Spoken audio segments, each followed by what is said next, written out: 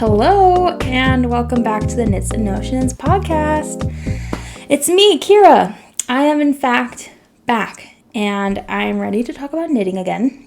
It has been a hot minute or two, or like maybe a year since I've made a podcast episode.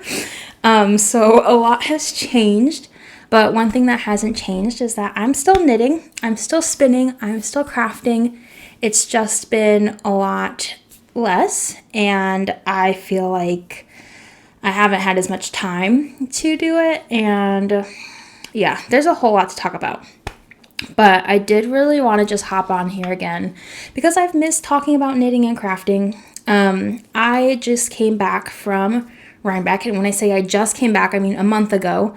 I came back from Rhinebeck, and I feel like that trip and being around friends and just people in general, like so many people who love knitting and fibercraft and all of that stuff, really kind of just like piqued my interest again. Reminded me of the passion I have for knitting and talking about it and sharing it with other people. And so I was been thinking about coming back and podcasting again. And then today I was like, let's just do it. I'll be home early. Let's just do it. Let's go. Let's get back. So I'm back. And I don't know who I'm talking to. Probably just my friends. And if you're my friends, hi. Miss you. But if you're not my friends, hi. Also, missed you, I guess. If you've watched my podcast in the past, hi, I'm back. Just going to be over here, like, talking about knitting again. So feel free to tune in. I don't know if and when I'll do this again. I'm hoping to do it again, maybe in a week, maybe in a month, who knows? But I'm hoping to be in this space a little bit more. So, hi, I'm back. Okay, let's get down to business. So, I have so much to cover. I will say for this inaugural episode of me being back, there's no way I'm going to be able to cover like everything I've done since last time I made a podcast episode. So I'm going to miss some things. And I think everybody will be okay with that. There's just been like so many different projects I've been working on. I feel like there's also been a lot of projects I've abandoned. And there's just a lot of things that have changed in my crafting life. So yeah, this is by no means going to be a comprehensive, like, here's what you missed last time on my podcast episode. It's going to be kind of like, okay, anyways, here's what I'm doing now. So I hope you all are excited as I am to share and learn about what I've been up to. I'm excited to share with you all. But yeah, I guess I'll just start off today, first of all, explaining where I've been. As you know, if you've been a watcher of my podcast in the past, you know I kind of like to chit chat, just like to talk, catch you up on my life. This is kind of just about me, as much as it's about crafting. But last time I saw you all, I was a newly graduated social worker, I'm pretty sure. And I think I had just started my job, or I was about to start my job. I can't really remember the timeline because this past year has been blurry. But basically, I graduated from school. I got my master's. Woohoo! And then I got a job. Woohoo! And I've been working in that job now for a year. Woo! And all those things are great, but all of those three things also meant that crafting took a backseat for me. I actually knit this cardigan that I'm wearing right now, which I have no idea if I've ever showed on this podcast before, but I knit this like the first month of my training at my job, because it was really intense. I was like going down to LA like twice a week for a month, and I was getting to know the people at my clinic. And for those who don't know, I'm a social worker. I work in dialysis, so not too exciting. And I won't talk too much about like work because obviously like HIPAA, and like I'm not going to talk about my patients and duh. But also this is not the time for work. But that's basically, you know, it's overwhelming. It's a lot of stuff. It's a lot of stuff to be a social worker in a dialysis clinic. if, maybe anybody who's watching this, if you know a loved one who's been on dialysis, or maybe you yourself have been, or about that world, it's a very intense, thing to deal with. And so anyways, that's where I've been. And I knit this cardigan as like emotional support and getting me through all my training. But yeah, I've been kind of starting off my career and like starting work for the like real true like full-time like nose to the grindstone work for the first time in my life, like for a full year. I feel like all the times I've had jobs, I've always really had part-time jobs, or I've had like multiple part-time jobs, but I haven't really had like one full-time job before. So, and I've also always been in school. So it's been like work and school, and it's like, oh, together it's like a full-time thing. I've never just been like, okay, this is it. You're out of school. Like, you're doing it. And I've been doing it. Kind of. I feel like I've really enjoyed my work, and I've really enjoyed like that whole aspect of it, and like being an adult, I guess, and like doing that stuff. But I feel like I haven't really been myself. Not to be getting really deep on here, but I feel like I have really neglected myself, like my personhood, a lot this past year. And my friends know, we've chatted about that in depth during our Rhinebeck trip, which was amazing.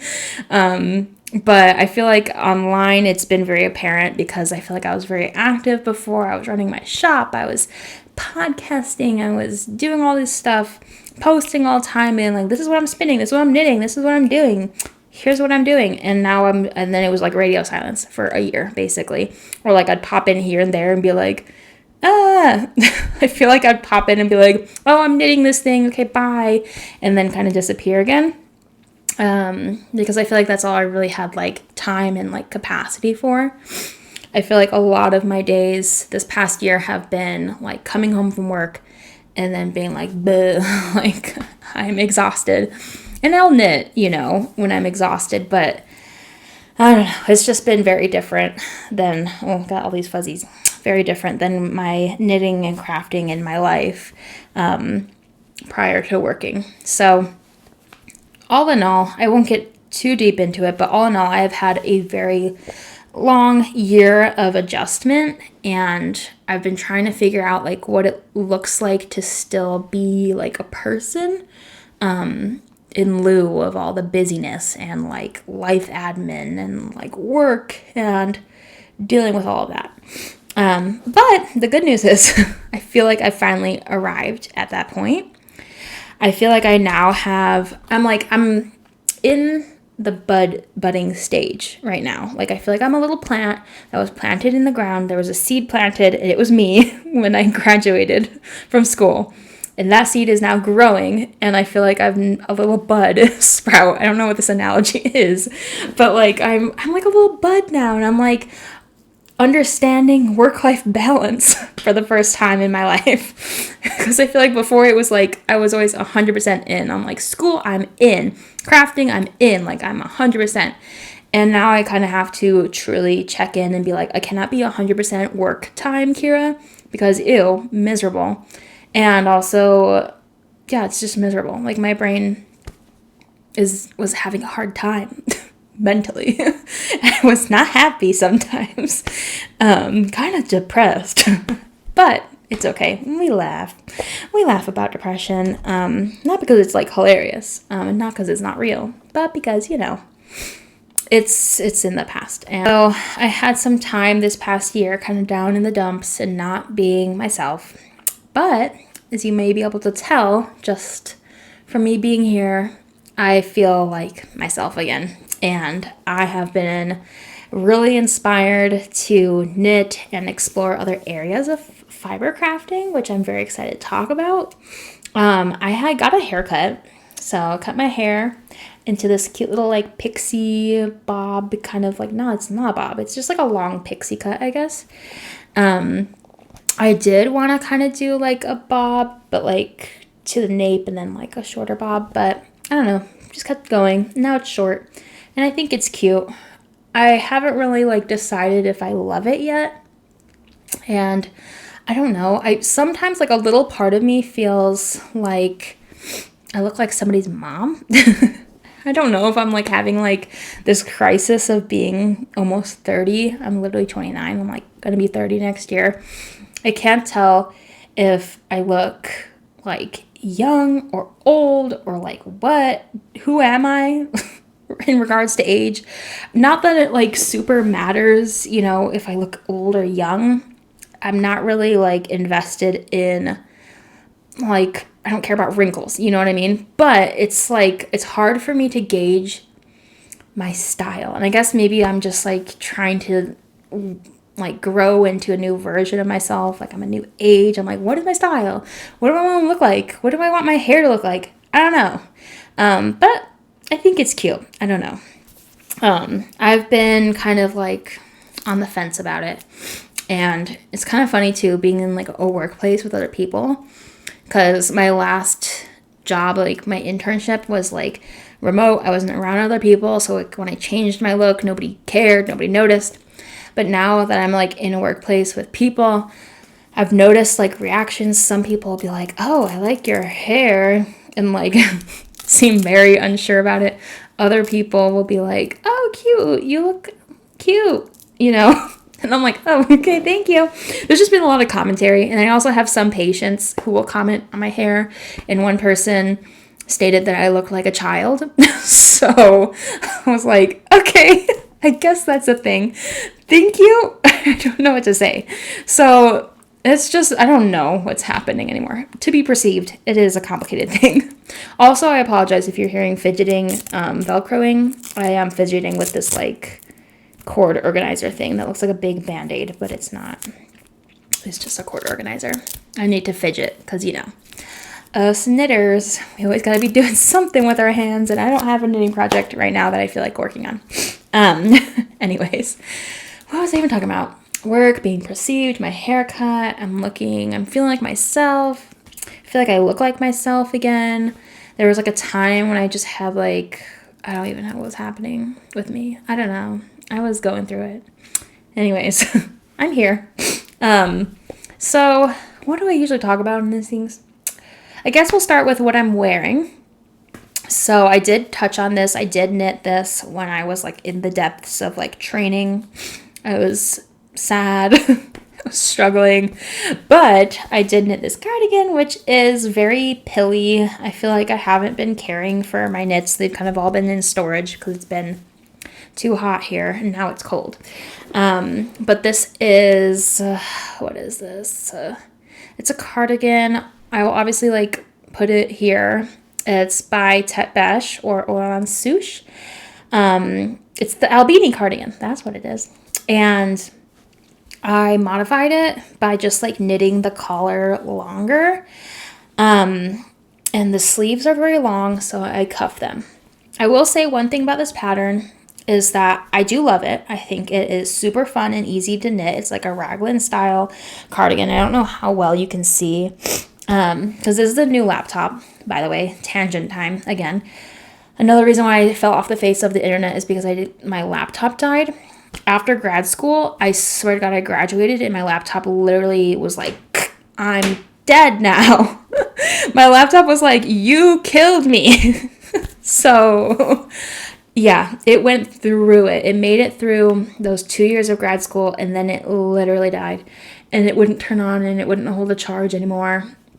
And I think it was also because I had so many pictures and videos, and it was like clogged. Like, I don't know how technology works. My laptop was clogged up. I don't know. But yeah, my laptop died. I just recently got a new laptop. I didn't really have one for a long time because I was like, why do I need a laptop? I don't do anything from home anymore. I'm always at work in the office, you know.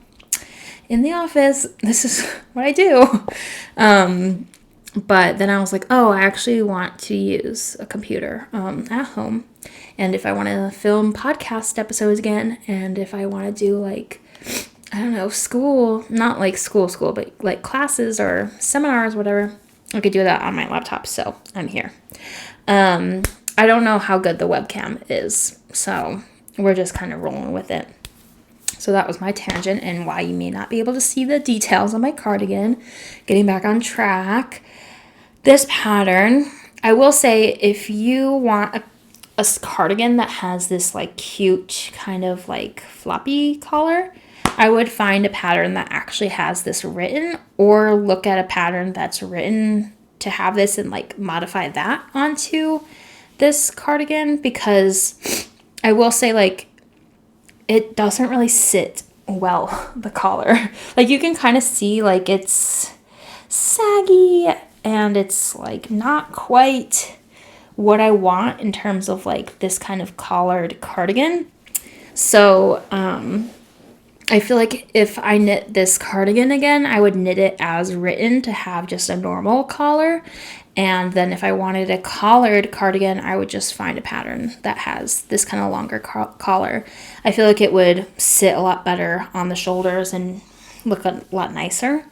Not like I don't think this doesn't look nice. It's just kind of sits funky and I can't feel like I have to adjust it and it's weird. And also the buttons are all misaligned and like this top button fell off, but now I'm using the second button as the top button and like you can tell the holes don't go where the buttons go. So yeah, you know, we all have a first cardigan and this just happens to be mine. And those are the flaws with it. But it has nothing to do with the pattern. I think the pattern is lovely. And it's knit in a DK weight wool, which is very cozy and nice. And I love this yarn that I chose for it. It's a BFL, I think it's like West Yorkshire Spinners. I don't know if the West is something I made up. Obviously, I'll tag it in here. But yes, so that's what I'm wearing. I'm also wearing just like a black shirt. Don't know if that matters. And yeah, so that's what I'm wearing. I forget what else I usually do. I don't know. I don't really intend for my podcast to be very organized. I feel like you all know that this is just very stream of consciousness, like brain dump craft onto you all, and then also like with a side of like me ranting about my life, or just talking about my life. It's not really ranting. So I guess I'll just hop right into, you guys want to hear about Rhinebeck? Like you guys can answer me? Can anybody hear me? So this will lead into a little bit of like acquisitions, like what I got. I'm not going to do a full Rhinebeck haul. I will just show you briefly like some things I did pick up, which I'm excited to use. But I went to Rhinebeck, y'all, for a second time. And it was the best. Like, duh. I was with my friends, my bestest, closest friends in the knitting world. My queer crafting group, my friends. I love them so much. I could like cry, as always, just thinking about them all. But we had our little knitting crew, our little queer crafty crew, and we took our little butts down to, I don't know what this like narrative is. We took our butts to New York State and we went to Rhinebeck and we stayed in a nice Airbnb and it was a very good time. And we accomplished many of our goals, one of which was to get a fleece, which I will show you because, oh my gosh, amazing. I was wearing this sweater when I got the fleece. It was very exciting. And yeah, I mean, Rhinebeck is, I will say this. So here's some Kira lore for you all. When I started knitting, I was on YouTube, of course, and I wanted to watch all the knitting podcasts and I wanted to hear all about what everybody was doing. And I started hearing about Rhinebeck. So at first I was like, what the heck is Rhinebeck? Like, who is that? What is happening? And I searched it and I was like, oh, it's this town, New York State. Okay. Why are all the knitters going there? And then I found out like, oh, okay, there's a New York Sheep and Wool Festival. Rhinebeck is like this huge thing. It's like the thing. It's like the festival for knitters, crafters, fiber artists, fiber crafters. Everybody who loves wool and sheeps in New York goes there. And so it became very much like this pedestal thing. I was like, Rhinebeck, I need to go. And when my crafty knitting friends, they all decided to go in 2023. And I was like, this is my chance. I need to go. Let's go. And I just kind of threw myself into the situation. I just went with them. I knew them all online, but we hadn't met in person. So it was kind of like a leap of faith. I'm like, okay, I hope these people are cool. I hope Rhinebeck is cool. Hope this whole thing isn't like, I don't know, overrated or like horrible, because it could have been, I guess. But no, it was very lovely. I think I talked about it here online about 2023 Rhinebeck. Amazing. And I will say, for anybody who has ever considered going to Rhinebeck, I would say it's worth it. And that has like a big asterisk and caveat. I will say it's overwhelming because not only are there a bajillion people there, and that is an approximate counting. I was there. I can tell you it was a bajillion. There is also like aspects of like it's outdoors. There's lots of weather happening. I feel like this year it was very hot. I was very warm because I was wearing all my woolens and I was kind of sweaty. So that in combination with like the people, bajillion people, kind of warm, or in some cases it can be kind of cold. You know, like if that's not your vibe, maybe don't go. And also my third asterisk caveat about Rhinebeck is that it can also be overwhelming because of the shopping. So it is kind of like, well, it is very much like centered around shopping. So of course there's all the barns and there's all these booths and there's so much amazing stuff in there. Of course, like there's everything that you would ever need to utilize in fibercraft, you could basically find at Rhinebeck at any one of those booths. And of course there's yarn, and that's like so much yarn is coming out of your ears. It's like overwhelming, overstimulating to like see all of it there. And so there's quite a lot of product happening, and there's a lot of shopping, and everybody's in like lines, and we're all going around the booths, and it's like, So I feel like there's very much that aspect to Rhinebeck. And if you don't have a good group of friends, and if that doesn't sound fun to you, maybe don't go. And I don't think you'd be missing out on anything. And that's why I feel like I really want to like drive home, is that if you don't go to Rhinebeck, I don't think you're missing out. And I've also I've seen online some people talk about like Rhinebeck FOMO, or like feeling left out, or like I'm having Rhinebeck at my house. I don't feel like you should feel bad or feel like you're missing out, because Rhinebeck at your house is just as legitimate, in my opinion, because it is just overwhelming.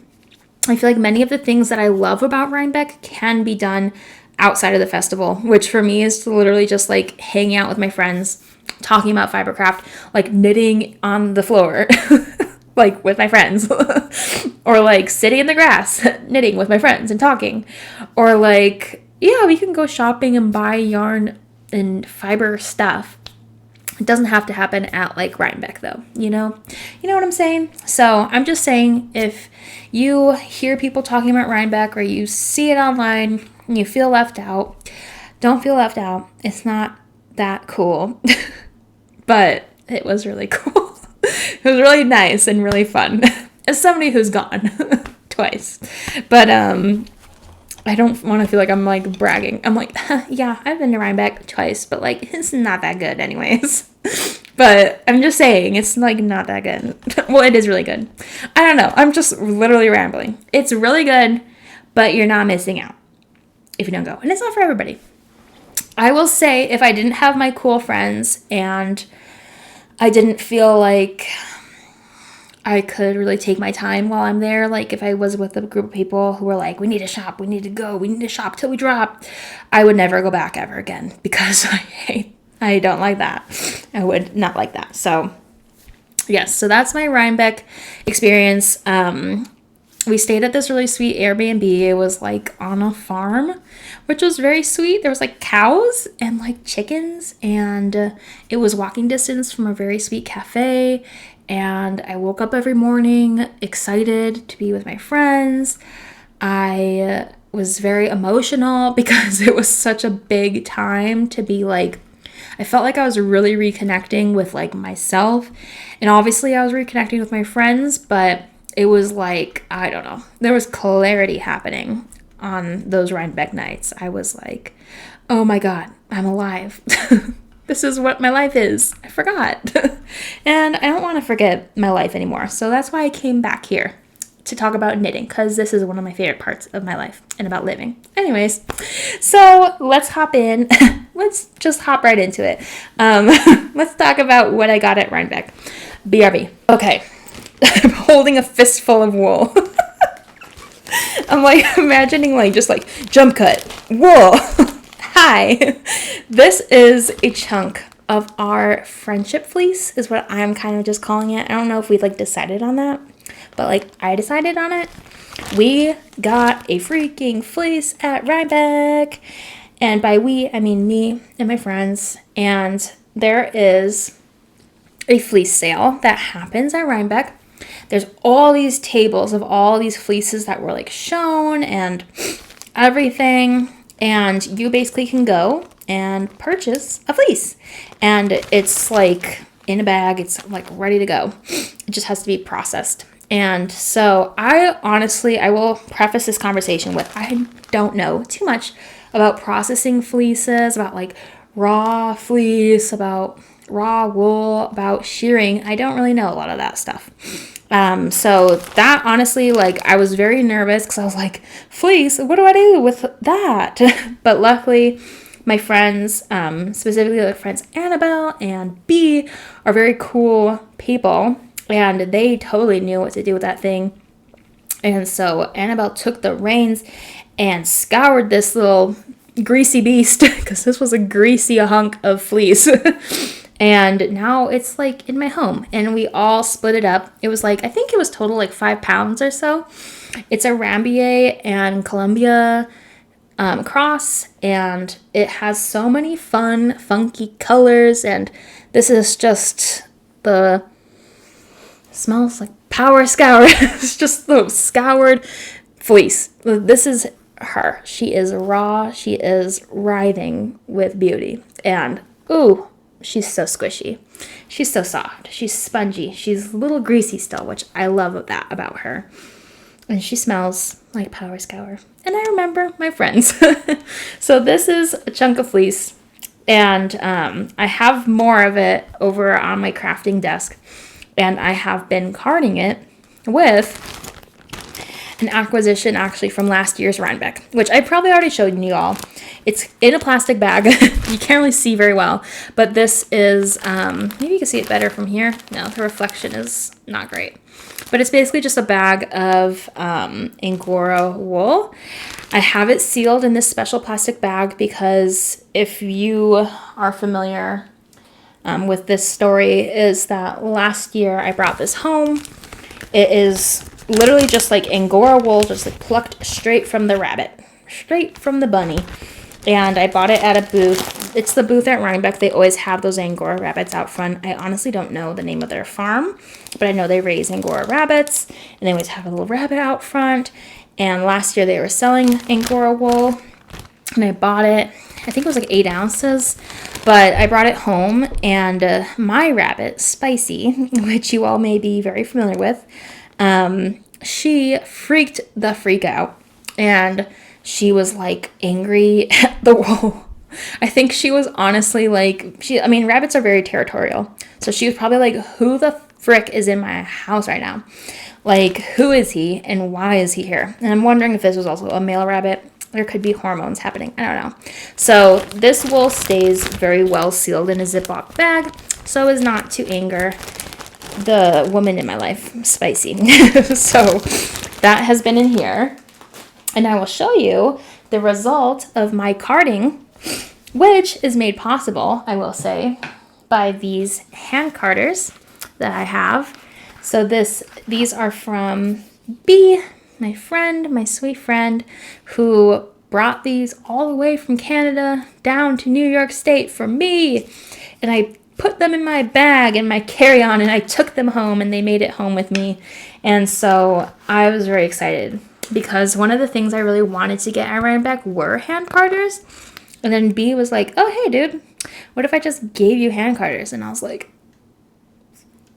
okay, yeah. And then here they are. So I have really been enjoying the process of like hand carding fiber. Like, who am I? I know so many things now. I have many skills now. And I've been making these like little tiny baby rologs. Look at him. So these are the Angora and the Rambouillet Columbia fleece, carded together, floofed up, and rolled into these little rolags. And this one is really big and floofy. It's one of my first ones. So floofy. So airy. Oh my gosh. I am beyond excited to spin these up. I just have them right here in my little quilted project bag, actually on top of like this like silk scarf my friend Nastine got me from Japan. I wanted them to be like safe and like all tucked away in this little bag. So those are my rolags, my little hand carded beauties. So I have this that I've just been adding to over time as I get to it. When I feel like hand carding, I just like whip this puppy out, I whip this out, and I just take this chunks of this and I just, and then you're like, then you're like, and then you're like, that's exactly what hand carding is like, just in case you wanted to know. It's exactly like this. You're like, and then you're like, roll it up, and then roll it up. It's a rolag. That is a completely factual, actual real life reenactment. Thank you. It's nothing like that. But you get the gist. You can look up videos online of actually how you do it. Maybe I might make a video one day about how to hand card. I don't think it's very necessary though, because I did find some very good videos about it. So that is part one of one of the things I got at Rhinebeck. Part two, I don't know what I'm saying, like part one, part two. Okay, next thing I got at Rhinebeck. Here we go. Dipping down, and I'm back. It's also in a plastic bag, which I'm realizing now is probably not going to be great for the visuals. So let me crack it open a little bit, maybe. Let me just get this little card out of here. So there is a lovely, lovely, lovely booth at Rhinebeck that I happened upon last year. It is called the Woodland Pixie. You probably are familiar. I feel like they're very well known. I honestly didn't know about them until Rhinebeck, but the first time I saw their booth, they sell a lot of spinning stuff. So they have like a lot of roving, and I did get some fiber to spin. And they also had a lot of, supported spindles too, which I haven't dabbled into yet. But I got this lovely blend of fibers, which is called Misty Mountains Cold. So here's like a little inspiration picture. You're getting the gist of like the color inspo. Maybe you can see it well, maybe you can't. I'm trying to do my influencer hands. I have no idea, but it's called Misty Mountains Cold, which is obviously Lord of the Rings reference. You know, the dwarves in the Misty Mountains Cold.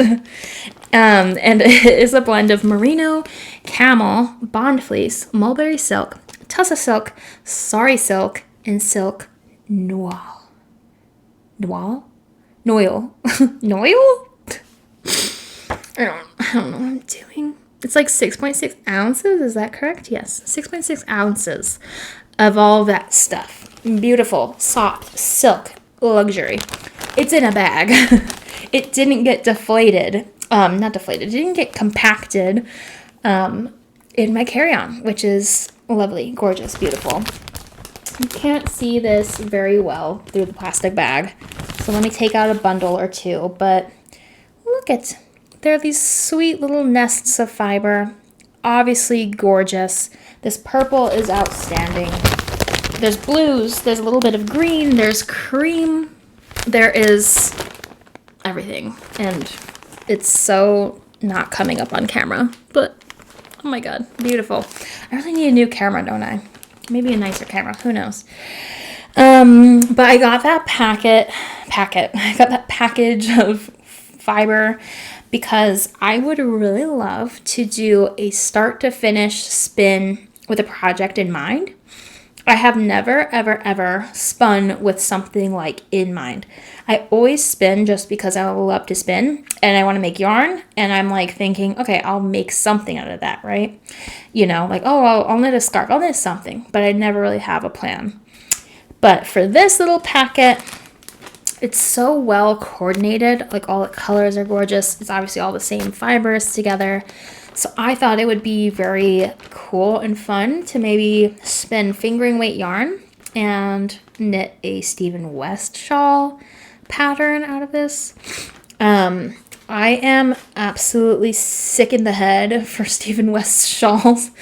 Like, I don't know, like anytime I want to knit a shawl, I'm like, Stephen West. It's like not even a question in my mind. I'm like, shawl Stephen West, actually. Stephen West? Oh, did somebody say Stephen West shawl? Oh, yeah. I should probably branch out because Stephen West is like huge. You know, he's like a monster knitter. Not in like a bad, scary way, but like in like, oh my God, huge, ginormous. He has so much patterns, so much. He's a giant in the knitting space. And I just love his shawls. So fun. I have many Stephen West shawl patterns. I feel like I've only finished 3 in total. I've knit the Bubbles and Brioche. I've knit behind me Melted Marl shawl. Ooh, I'm like pulling it off of my butt. But I knit this one, which is like my favorite shawl in the freaking world. And I also have my Starflake shawl by Stephen West. And I've never knit one of the mystery knit-alongs. I tried last year, but it was like ugly. No offense. No offense to anybody. I mean, no offense, Stephen West. He doesn't care. He's like has $1 billion. I didn't like. I haven't found the mystery knit-along for me, and also I don't know if that's ever going to be in the cards for me because I can never finish anything if I have a deadline. But I want to knit a shawl with that spin. Maybe it'll be Stephen West. We don't know, but we'll see. I'm excited either way. I think that fiber is beautiful and I'm very excited to spin with it. So stay tuned and I'll tell you all about it at a later date. So keeping on with the theme of Rhinebeck and fiber, I'm realizing I did not really get any yarn at Rhinebeck. I only really wanted to get fiber. And I feel like that's pretty on par for just like how I've been lately with knitting and crafting in general. I haven't been knitting as much. I've been spinning more than I've been knitting. But the things I have been knitting, I already have yarn for. And I haven't been knitting at like a speed that requires me to get more yarn, but I have been spinning at a rate that has required me to get more fiber. So that's fun. But I'm going to need to figure out what I'm doing with all the yarn I've been spinning because I've gifted some of it to friends because I honestly, like I said before, I had a lot of fiber that I wasn't using, had a lot of yarn that I spun with no plans.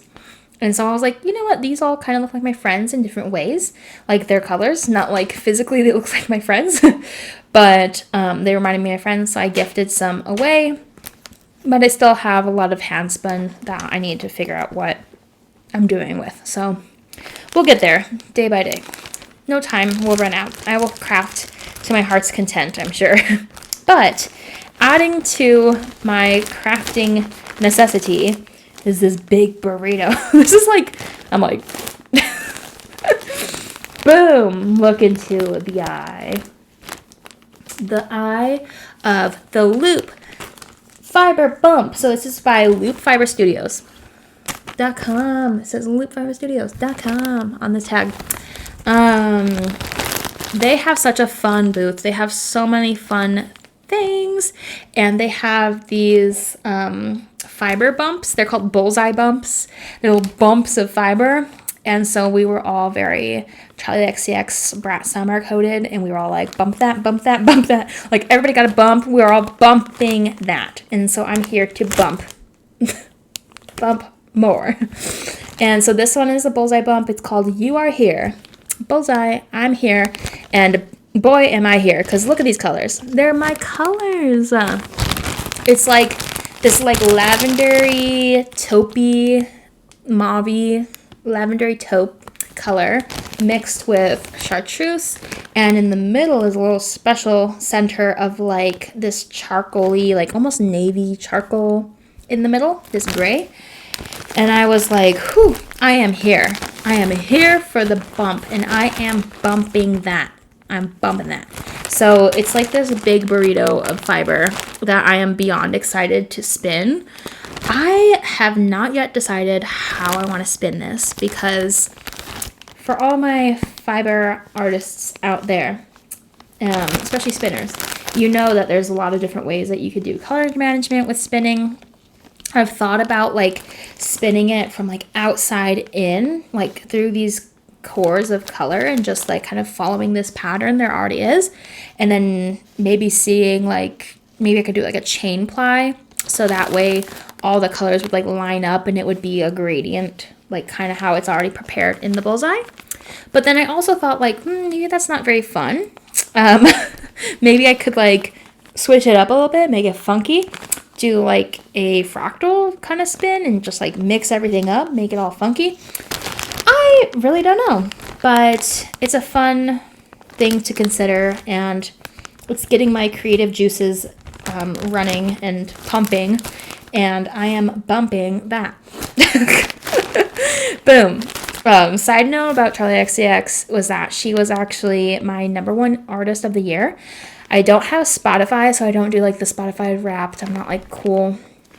I'm lame, and I use YouTube Music because my boyfriend has like a family account through like Google or whatever, and we get YouTube Music, okay? And they told me that Charli XCX was my #1 artist this year, and that I had listened to Brat for 24 total hours. So I truly had one full day of Brat this past year. So that's just a little bit about me, what I've been listening to. And yeah, that's my fiber bump. Woohoo! Let's take a breather from the fiber. We'll get back to it, don't worry. But we're going to talk about yarn. Woo, woo. So I did in fact get some yarn from Rhinebeck. I lied. I said no yarn. And then I said, actually I did get yarn. So this is from Ballywura Fibers. They came all the way from Ireland, y'all. Came all the way from Ireland to come to Rhinebeck. And actually, they weren't at Rhinebeck. They were at Untangled, because I almost totally forgot about this. Oh my God, time. But on Rhinebeck weekend, there's a lot of different like satellite fiber, craft, art, knitting events happening. Last year, we went to Woolen Folk. And if you are online at all or know what happened with that, you will know why I go like, hee hee. We went to Woolen Folk last year, and it was totally a normal time, and it wasn't actually a total catastrophe. Just kidding, it was. Yeah, Woolen Folk was a disaster. Other people have made videos about it. Other people know all the stuff, what happened, but I was there, and I experienced the true treachery of the rain and the mud, and it was inaccessible. Oh my God. And it was not a good time. But anyways, that was last year. This year, we went to Indie Untangled, which seemed to be a much more established kind of knitting yarn event, shopping event. They had us like book different time slots, and we went at one time slot, and we went in, we shopped for like 2 hours, got some food, and then we were like, boom, bye. Which I feel like was an ideal situation, because I don't feel like a lot of us in our group were very big shoppers. We were all kind of like, we're mostly there for vibes. But we did shop. We did. And this is a non-superwash merino fingering wool that is not super showing up very well. I feel like, maybe you can see the colors. It's very lovely. Very beautiful colors. The colorway is called Killarney, I believe. Not too sure. Don't quote me on that pronunciation. But yeah, it's 100% non-superwash merino in the beautiful, stunning colors that you just seen. Very me. And I would really love to knit some socks with this. So I have really been feeling like my sock collection, especially my hand knit sock collection, is at an all-time low. A lot of socks that I had knit in the past I've gifted. And then a lot of socks I did knit for myself are like not good. I feel like I never have gotten the sizing very well, or I've gotten the sizing perfectly, but then like the sock itself is like, I don't know, like disintegrating. Like it's not good. I don't know. I just haven't found like the perfect hand knit sock for me. So I feel like this is exciting to try. I know that with non-superwash, it's like the whole thing, like, you know, is it going to last very well? That's not a very good idea to put that in a sock because it's going to like give holes. But I love not listening to things, and maybe that's why I don't have any socks that I like that I hand knit. I don't know. I would like to make socks with this, but maybe I should be smart and like knit a tiny shawl or like a hat. Ooh, maybe I'll knit a hat and glove set. Idea. Hat and gloves. It's like 437 yards. That might be enough to do a hat. I don't know about gloves. We'll see. I'll keep you guys updated on what I do with this lovely skein. It's not too much. I could have bought 2, but then I didn't. But I'm happy with it anyway. So I got this. We'll see what it becomes. And then the second thing I got at Untangled, we're back to the fiber. And I got 2 of these roving little loopy guys. I'll grab my other one. Oh no!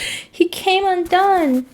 So this is actually some roving from Kira.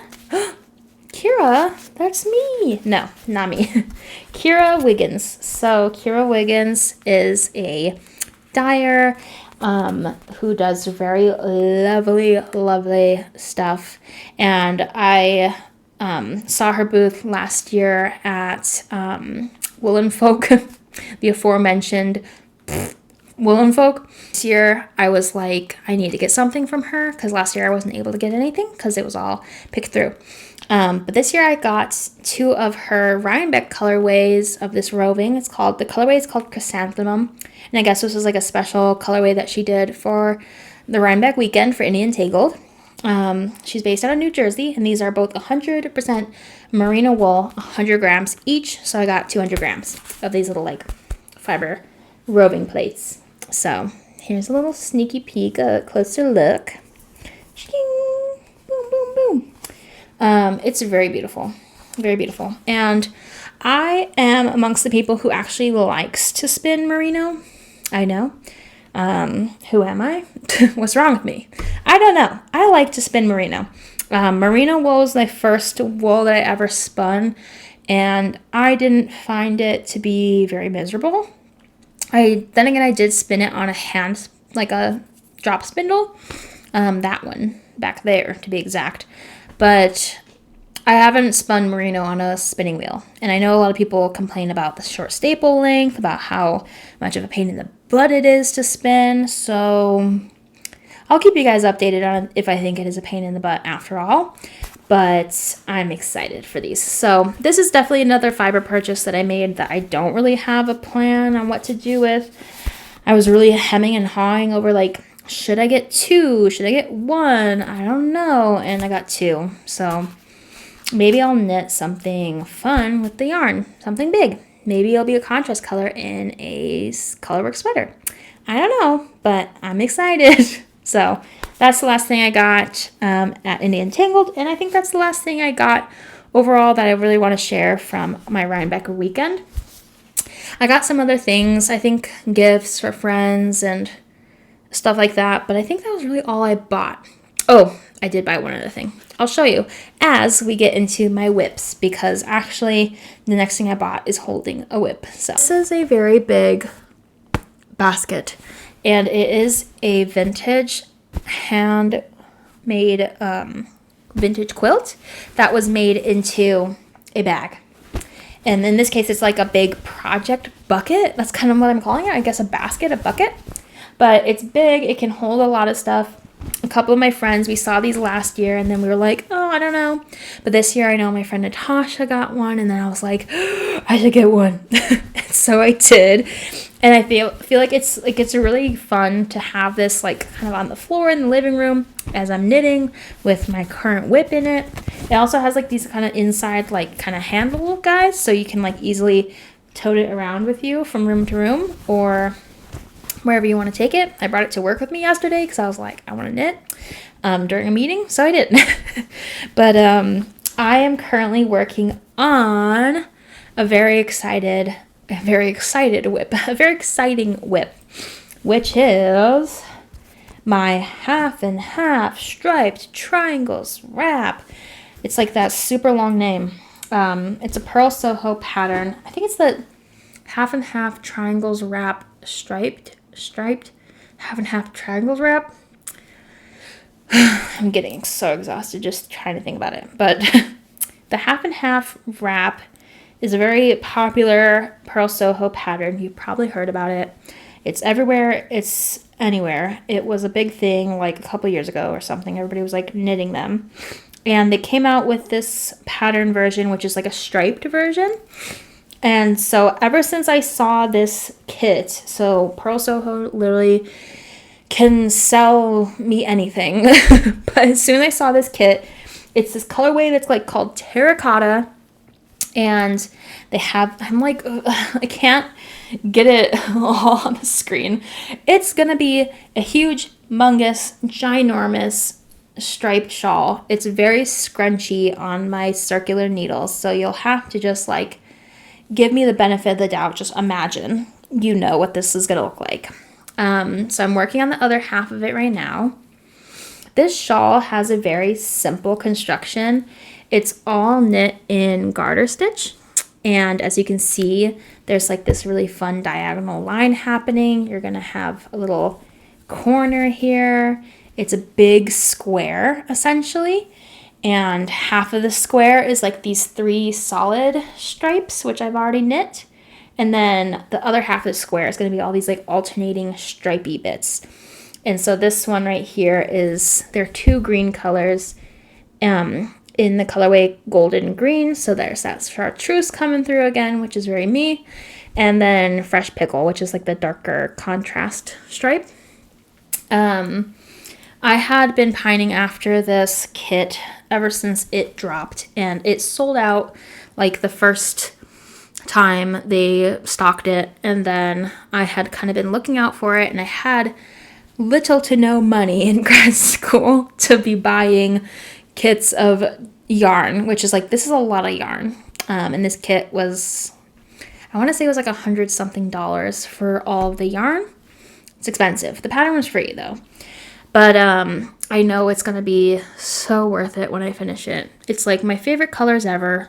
Earth tones, pinks, and greens. And the yarn is one of my favorite yarns ever, which is Purl Soho Linen Quill. I could never shut up about it. I know everybody already knows how amazing it is, but I'm just here to tell you that it's just as good as you've heard. I'm obsessed with it, and I'm never going to get over it. So I feel like this is my piece de resistance, like my ode to linen quill. I'm going to finally have this like giant blanket shawl that I'm sure I will never take off once I finish it. So I've just been chipping away at it. There's been really like no timeline on this for me. I've just been going, and when I go, I go, and when I want to knit on it, I knit on it, and I'm excited. So it's getting really big and unruly, and it'll continue to get that way until it's done. So yeah, that's what I've been working on. The thing I've been working on is actually some spinning. So this is some kind of finished yarn, and I say kind of finished because it is, I've spun the singles, I've plied. This is of course a chain ply, which, as you know, if you know me, you know I love chain plying, and this is spun on my spinning wheel. So I'm actually realizing now that last time I was on here, I potentially didn't have a wheel, or I was talking about wanting to get a spinning wheel, because I've always been a drop spindle kind of guy. I've always spun all my yarn on drop spindles, Turkish spindles to be exact. Oh, speaking of Turkish spindles, oh my god, I forgot. I got a teeny weeny baby Snyder Turkish spindle at Rhinebeck this year too. But yeah, I'm known to spin on drop spindles and Turkish spindles. But last year, directly after getting my job, I spent some of my savings that I had from like my shop and things like that, and my first paycheck, or like maybe like my third paycheck, on a spinning wheel. I knew that it was time, that it was like going to be worth it no matter what. And as soon as I had a job, I was like, I need to buy a spinning wheel right now. So I did. And I got myself a Lendrum double treadle wheel. I actually purchased it from the first local yarn store I ever went to, which was the Yarn Barn of Kansas in Lawrence, Kansas. Shout out. In my college town that I got my undergrad degree in from KU. Rock Chalk Jayhawk, go KU. If you know, you know. And that's as like, I don't know, what's like patriotic? That's as much school spirit as I will ever have for anything. But yes, so I got my spinning wheel. I shipped it from Kansas. I wanted to support my local yarn store, the first one I ever knew about. Got my wheel, and now I've become a pretty proficient spinner on it. Oh, that was gross. I'm like snorting. It's got stuffy nose. But yeah, I have spun this yarn on there. So it's not washed, so it's not in its prettiest form yet. But this is actually fiber that I bought at Rhinebeck in 2023. There's a story here. Okay, buckle up, friends. This is me buckling all of us up for the wild ride of this wool. And it's not that wild. It's just kind of a gross story. But basically, I probably shared it on here. I can't remember if I showed what I got at Rhinebeck last year. But me and all my friends all bought a bag of wool from this stand. I have no idea what the booth was called or anything about it, honestly. But it was a pound of BFL for like $30-something. And it was just in this bag. And it was like all these like this big bag of wool. And the colors were really pretty. So I was like, I'm going to buy it. And I did. And we all got a bag. And it was like fun. But I did not touch that bag of wool in the year past, like after Rhinebeck. I didn't spin with it. I was like, oh, I'll work on other things. I'll get to it. And it wasn't until this year, once Rhinebeck was coming back again, that I actually started spinning that wool. And I was like going through it. And as I was working through the fiber, I started finding like hunks and chunks of dried mud in it. There was like dried dirt all through this fiber. And it also didn't really feel like BFL. Like, not to like be all like tinfoil hat conspiracy theory, like I was sold fake BFL or something. But I don't know if it was just so dirty. Just the way it was spinning and like the staple length didn't really give BFL vibes. And it's not very shiny. It doesn't have like the sheen of BFL. I can't tell if it's just because it was so freaking dirty, but I will insert pictures here or somewhere. My fingertips would be black by the time I was done spinning the singles. Like when I would start spinning this yarn, my hands would be clean, as they are, normal. And then by the end of my spinning session, I'd look at my hands and like my fingertips where I was drafting and things like that were all black and like muddy little fingerprints. And so I was like, what the heck? Like all through this fiber, it was just so dirty. And there was big chunks of it too that I processed and I went through and I like took the chunks of dirty wool out and I just like chucked them in my yard for the birds. I'm like, this is for the birds. Have this dirty wool to make their nests or something. So yeah, it wasn't a very pleasurable experience. And I didn't really want to wash the wool before I spun it, so I just spun it all, and my hands were dirty, and it was like a sensory nightmare. Like my hands felt like crusty, and I kept like washing my hands in between like spins. But all the singles are done, and luckily when I ply it, my hands don't get very dirty. So I will update you all on how this washes up. I'll probably insert a picture of like the dirty water or something just to show you guys. But this is the resulting yarn. And I will say the colors are gorgeous. There's even more colors like within it. Like there is some actually like some chartreuse, some bright pinks, and I don't know if you can see it very well on this camera, but she's gorgeous. And I think she's gonna make some really fun clothing or something, or like a hat. I'll see how much yardage I have, but yeah, it spun out well overall, considering the dirtiness that I was dealing with. Ooh, it looks so pretty in this little skein. So yeah, that's the second thing that I've been working on. I have been talking for like an hour now, so this is going to be a long podcast episode back. I hope you're ready. The last thing I do want to talk about today is actually a non-knitting and non-spinning thing, but it is fibercraft related, which is, boom, you like can't see, it's like blown out. You're like, what is it? I can't see. It is this needle felting kit from Felted Sky, and they're bunnies. Bunnies. This kit is called Bunny Friends, and I hope you can see it. Maybe I hide my face. Oh, look at it.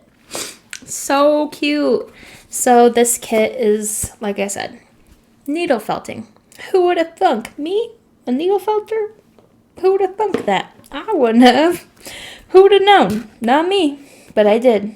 Because I chose this. I don't know what that was. But I saw this booth. My friend Natasha, like, offhandedly was like, oh, I've seen them online before. And I was like, I'm going. I just, like, ran over there. And they were all like, okay, bye. And I was like, I'm here. And I saw the kits, and I was like, that is so cute. Like, that's so fun. I've always kind of wanted to dabble into needle felting, but I never really had, like, the drive to go out of my way to, like, look up what supplies I needed. So I felt like getting a little kit is like, this is the perfect level of commitment that I want in needle felting. Like, I don't need to be invested. I just need to try it out. So one day, Aaron and I, so Aaron is my boyfriend, if you don't know, my partner in crime, in life, he has been building a Gundam, and I was like, let's sit at the crafting table and let's craft together, because usually a lot of my crafting is like done at the couch, on a wheel, on my knitting, so we'll like watch TV or like play games together, and like I'll be doing my thing. But I really wanted us to sit down and like craft and do like our fun things together. So I felt like this needle felting project was perfect for me to sit down at the table and try. Because I do not trust myself to needle felt anywhere else except for a flat surface, because I will stab myself. But this is the progress I have so far. I'm just like, so this is what I made. It's just like a white blob. But, I mean, it's going to be the bunny body, the little bunny body, the little fuzzy bunny body. That's really fun to say. And so I am pretty proud of needle felting. It's pretty fun. I don't think that I will, continue on and like become a needle felter per se. Like, it's not going to be a main craft for me, but I do think that I would like to dabble a little bit more. So I'm going to make those bunnies, and I'll update you all, and I'll show you what it looks like. And now I'm just fidgeting with my Turkish spindle. Whee! I think that's it, y'all. I think that's everything. Oh, one more thing. My friend B got us all these cute Purl Scouts merit badges. They're from Camp Stitchwood. Very cute. They had all these little badges of like Girl Scout, like brownies, little merit badges. And B got us all this super spinner badge. So cute. So sweet. And then B also got me this badge, which is Frog Queen. Which, if you know me, if you know who I am at all in the knitting world, you will know that I am indeed a frog queen. So I'm going to wear that badge of honor. That was one of the other really exciting things about Rhinebeck, is I got my frog queen badge. And that is so me. So I was very excited about that. So yeah, that was it. That's everything I wanted to really talk about today. There's more things as usual. There's tons more that I could talk about. There's so many other things that I want to talk about and touch on and share, but that will be for another time. I am so excited to be back. I'm really excited to be making things again and sharing it with people. And I'm mostly excited about having found like that work-life balance, Like I am very lucky to have a job that allows me to kind of flex my hours a little bit. So on weeks that I get off early on Fridays, I'll just come home and make a knitting podcast just like I did today. And I can share with you all and we can talk about what we're making. So yeah, hope it wasn't too awkward. Hope I didn't come on too strong, too much energy, but I'm very excited to be back.